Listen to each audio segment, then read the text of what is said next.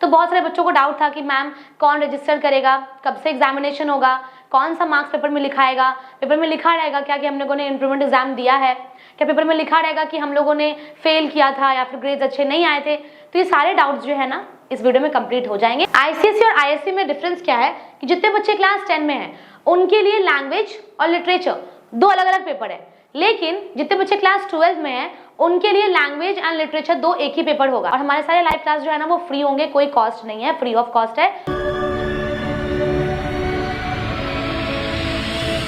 Hey guys, welcome back to our channel trigonometrics classes. मैं हूं अंकिता, आप सबकी मेंटर, और आज एक वापस से नया अपडेट जो है उसके बारे में बात करेंगे। हम हमारे इंप्रूवमेंट एग्जामिनेशंस के बारे में बात करेंगे। अब मैंने पहले एक वीडियो पोस्ट किया था तो बहुत सारे बच्चों को डाउट था कि मैम कौन रजिस्टर करेगा, कब से एग्जामिनेशन होगा, कौन सा मार्क्स पेपर में लिखाएगा, पेपर में लिखा रहेगा क्या कि हम लोगों ने इंप्रूवमेंट एग्जाम दिया है, क्या पेपर में लिखा रहेगा कि हम लोगों ने फेल किया था या फिर ग्रेड्स अच्छे नहीं आए थे। तो ये सारे डाउट्स जो है ना इस वीडियो में कंप्लीट हो जाएंगे, सारे डाउट्स क्लियर हो जाएंगे। अभी ध्यान से सुनते जाओ, ठीक है। पहला चीज तो ये कि आपका स्कूल वाला रजिस्टर करेगा आपको इंप्रूवमेंट एग्जामिनेशन देना है या नहीं, तो वो 5 जून से पहले ही करना था, ठीक है।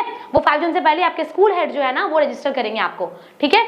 अब अगर आ जाते हैं हम लोग फीस पे, ठीक है, तो स्कूल्स जो इंडिया में है उस पे 500 पर सब्जेक्ट लगेंगे और जो स्कूल आउटसाइड इंडिया है उसको 5000 पर सब्जेक्ट लगेंगे, ठीक है।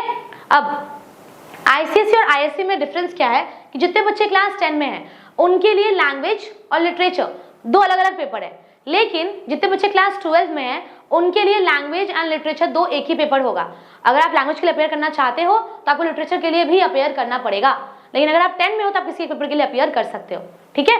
अभी फीस वही 1000 रुपीज रहेगा, ठीक है। डेट कब है देखो, अब जैसे मान लो एग्जामिनेशन स्टार्ट कब हो रहा है 1 जुलाई, और रिजल्ट कब आएगा for the improvement examination. Result कब आएंगे देखो, declared approximately 1 month from the date of conclusion. मतलब अगर मान लो आपका एग्जाम 15 जुलाई को खत्म होता है तो रिजल्ट कब आएगा 15 अगस्त को, ठीक है, 1 महीने बाद, ओके। और सेंटर कौन सिलेक्ट करेगा, आपका स्कूल वाला सिलेक्ट करेगा कि आपको कौन से सेंटर में एग्जाम देने जाना है। अब फाइनल मार्क्स देखो, जो डाउट था ना आप लोगों का कि मैम कौन सा मार्क्स कंसीडर करना है बता दो, कौन सा मार्क्स हमारे पेपर में लिखवाएगा, कौन सा मार्क्स हमारे मार्कशीट में ऐड होगा बता दीजिए। तो देखो क्या करना है ना, अगर मान लो आपके अभी वाले एग्जाम में 85 मार्क्स आया था, इसमें आपको आ गया 70, तो ये तो कम हो गया ना। तो आप सोच रहे हो कि मैम अब तो मैंने एग्जामिनेशन दे दिया है तब तो मार्कशीट में 70 आ जाएगा, ऐसा कुछ नहीं है, ओके। दोनों में से जो हाईएस्ट होगा वही आएगा रिजल्ट में, ठीक है।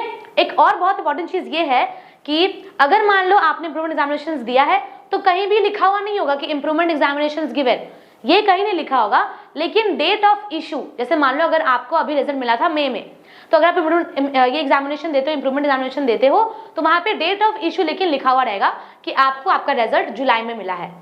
क्लियर, समझ में आया। जैसे मान लो बाकी बच्चों का एग्जामिनेशन का डेट ऑफ इशू क्या है, जो मई में होगा ना, आपका कहाँ पे होगा, जुलाई में होगा, तो डेट ऑफ इशू मेंशन किया रहेगा।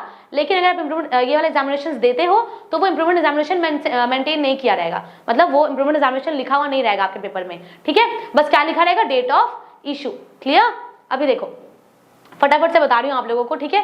कैंडिडेट्स जो एब्सेंट थे, candidates who would be absent for the improvement examination, the status of their marks awarded in the subjects concerned in the main examinations will be remain unchanged. अगर मान लो आप appear तो कर दिए, रजिस्टर कर लिए अपने आप को इंप्रूवमेंट एग्जामिनेशंस के लिए, लेकिन अगर आप उसमें एब्सेंट हो गए तो क्या होगा, 0 नहीं आएगा। आपका जो मेन एग्जामिनेशन था ना उसमें जो आपको मार्क्स मिला था वही आपके रिजल्ट में लिखा हुआ रहेगा, ओके, ठीक है।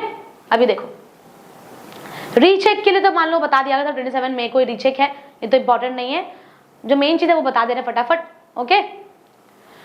रजिस्टर तो आपके स्कूल वाले कर देंगे, न्यू रिक्वेस्ट के लिए सबमिट द रजिस्ट्रेशन के लिए है, रिवैल्यूएशन के लिए भी आया है नोटिस। मैं सिर्फ इंप्रूवमेंट एग्जामिनेशन का बता रही हूँ, क्लियर, और कुछ एक्स्ट्रा नोटिस है नहीं। बस इतना सा ध्यान रखना है आप लोगों को कि 1 जुलाई से आप लोग का एग्जाम है, और मैंने पहले ही बोल दिया था कि आप लोग को जो जो क्लासेस का लाइव क्लास चाहिए बता दो, और हमारे सारे लाइव क्लास जो है ना वो फ्री होंगे, कोई कॉस्ट नहीं है, फ्री ऑफ कॉस्ट है। तो आप लोग कमेंट में बताओ कि आपको कौन सब्जेक्ट के लिए लाइव क्लास चाहिए, हम लोग आपके लिए लाइव क्लास अरेंज करवाएंगे, क्लियर। अगर आपको इंग्लिश के लिए भी चाहिए तो बता देना, मैं आपका लाइव क्लास अरेंज करवा दूंगी, ओके। तो वेट करो हमारे लाइव क्लासेस के लिए। Till then take care and thank you for watching.